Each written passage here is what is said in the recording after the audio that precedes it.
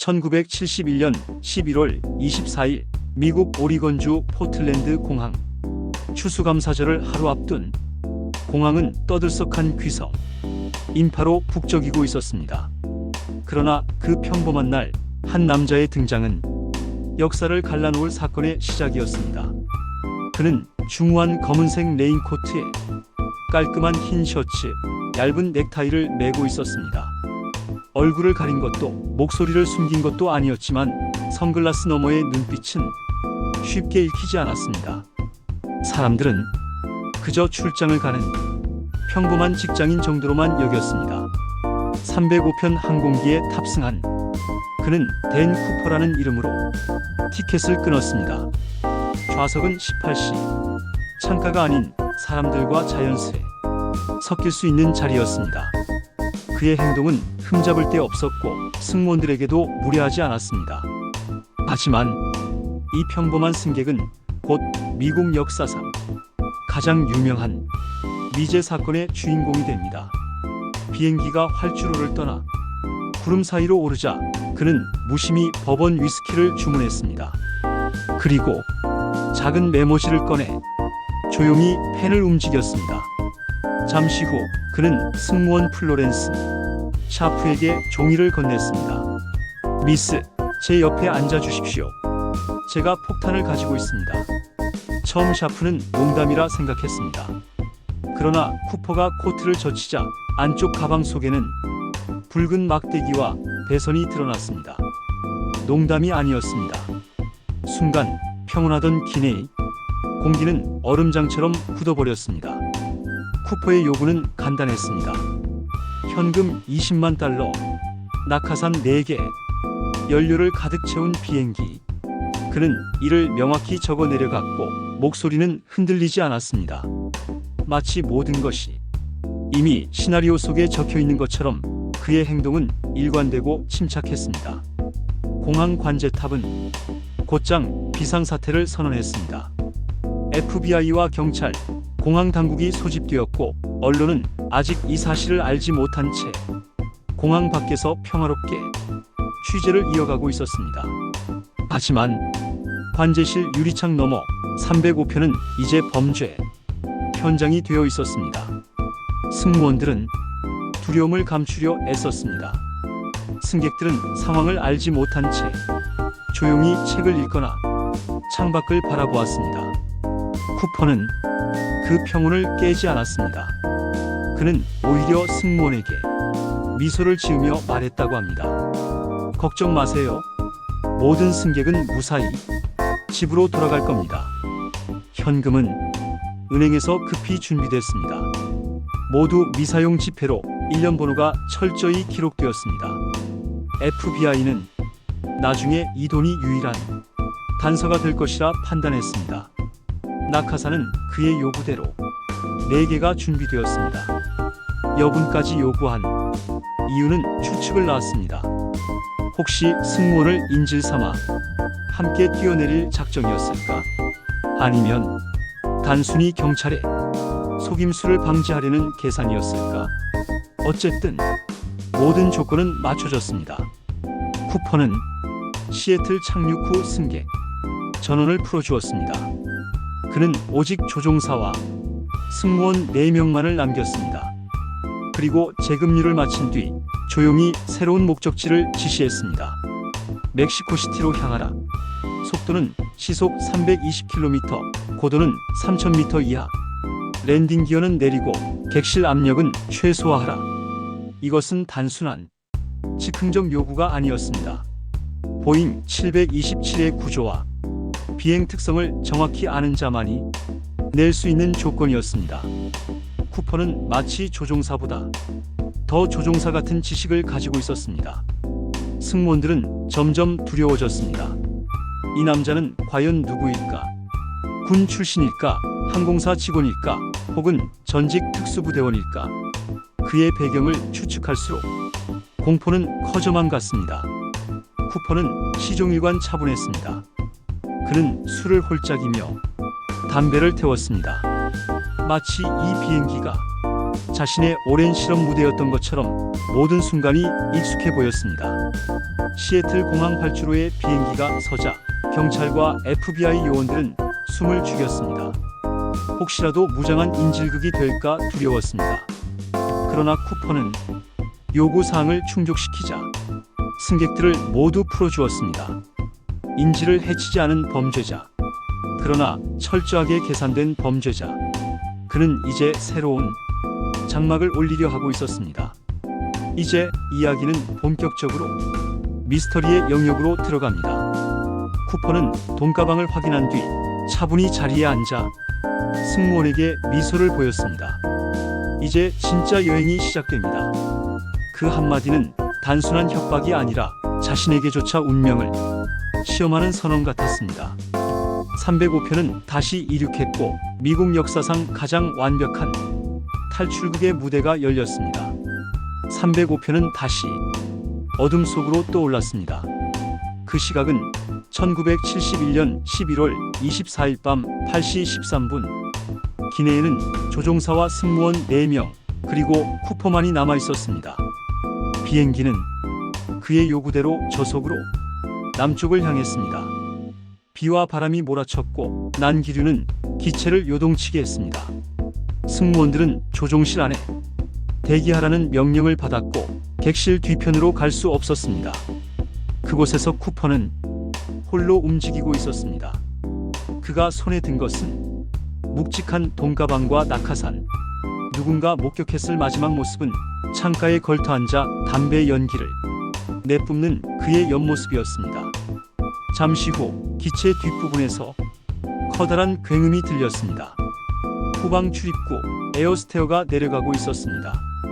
그 순간 기류가 바뀌어 기체가 휘청거렸고 경고등이 깜빡였습니다. 조종사들은 서로를 바라보며 숨을 죽였습니다. 그가 뛰어내렸다. 정확한 시각은 8시 40분 전후. 쿠퍼는 폭풍우가 몰아치는 워싱턴주 상공 어딘가에서 20만 달러와 함께 칠흑 같은 어둠 속으로 몸을 던졌습니다. 낙하산은 그의 요구대로 군용이었습니다. 사용법은 단순했지만 그 밤의 조건은 지옥에 가까웠습니다. 비바람, 영하의 기온, 숲과 늪이 뒤섞인 지형. 이곳은 경험 많은 군인조차 목숨을 걸어야 하는 착륙지였습니다. 그럼에도 쿠퍼는 주저하지 않았습니다. 그의 뒷모습을 본 이는 아무도 없었습니다. 그는 흔적 하나 남기지 않고 어둠 속으로 사라졌습니다. 다음 날 FBI는 곧바로 역사상 최대 규모의 수색 작전을 벌였습니다. 수백 명의 요원과 군인이 숲과 강, 산을 뒤졌습니다. 헬리콥터와 수색견까지 동원되었지만 눈 덮인 땅은 어떤 흔적도 보여주지 않았습니다.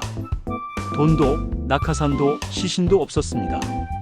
쿠퍼는 마치 공기 속으로 증발해 버린 것처럼 흔적을 남기지 않았습니다.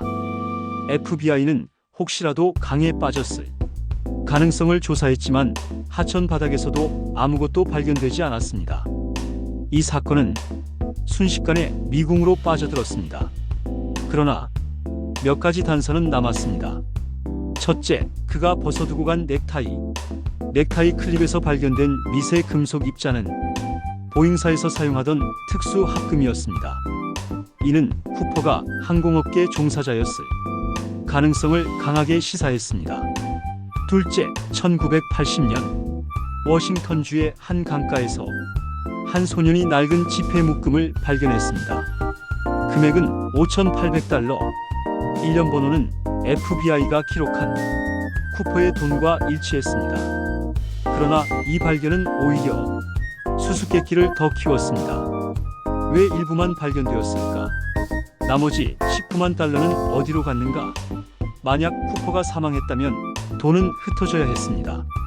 그러나 지폐는 고스란히 묶인 채 땅속에서 발견되었습니다. 이는 누군가 의도적으로 묻었음을 암시했습니다. 사건이 장기화되자 수많은 가설이 등장했습니다. 첫 번째는 사망설입니다. 낙하산이 제대로 펴지지 않았거나 폭풍우 속에서 생존할 수 없었다는 주장. 그렇다면 지폐는 착륙 후 흘러들어간 것일 수 있습니다. 두 번째는 생존설입니다. 쿠퍼가 착지 후 돈을 은닉하고 새로운 신분으로 숨어 살았다는 추측입니다. 돈 일부가 발견된 것은 그의 흔적이 의도치 않게 드러난 결과일 수도 있습니다. 세 번째는 내부자 가설입니다.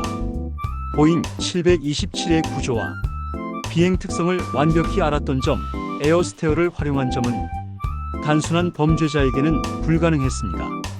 따라서 그는 전직 군인, 항공사 직원 혹은 정부 관계자였을 가능성이 제기되었습니다. 네 번째는 전설적 영웅설입니다. 언론은 그를 단순한 범죄자가 아니라 현대판 로빈 후드처럼 묘사하기 시작했습니다.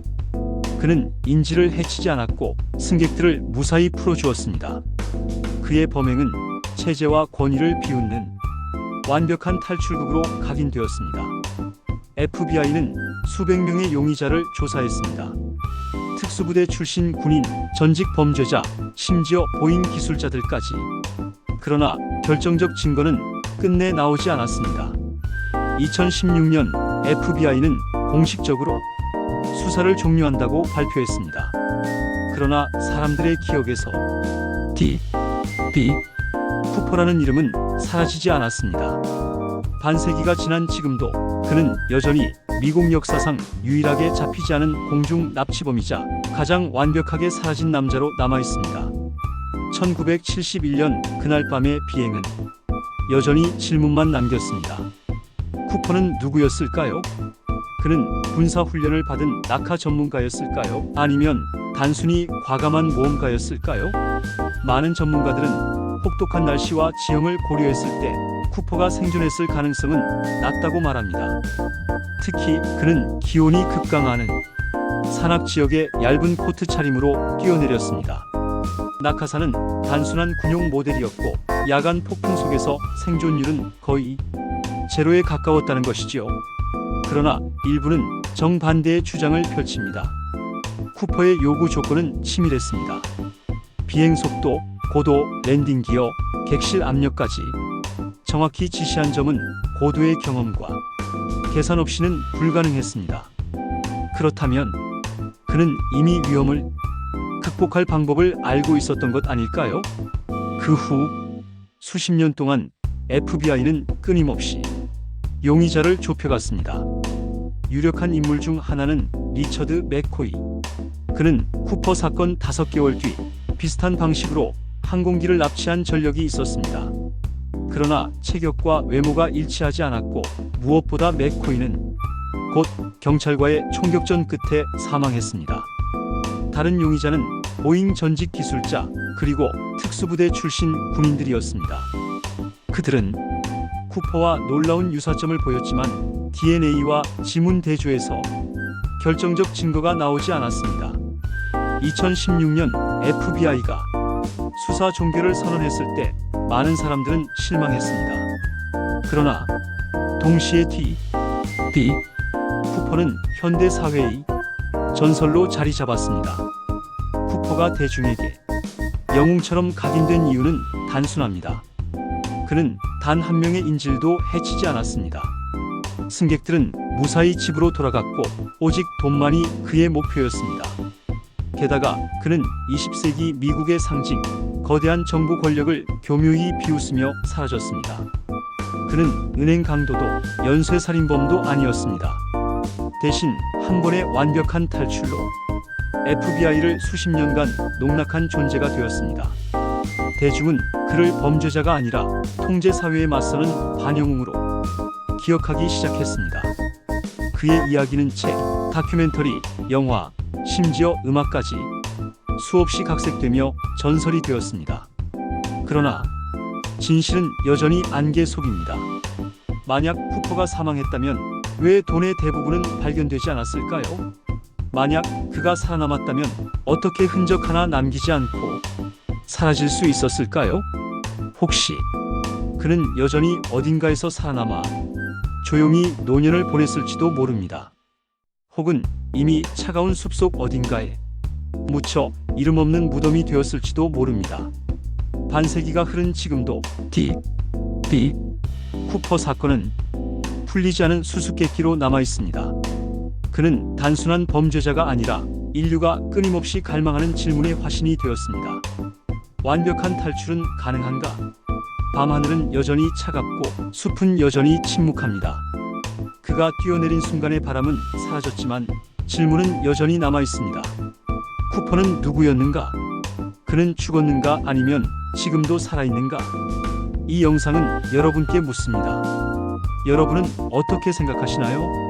쿠퍼는 폭풍우 속에서 사라졌을까요? 아니면 새로운 이름으로 지금도 어딘가에서 우리 곁을 스쳐 지나가고 있을까요? 댓글로 여러분의 추리를 남겨주세요.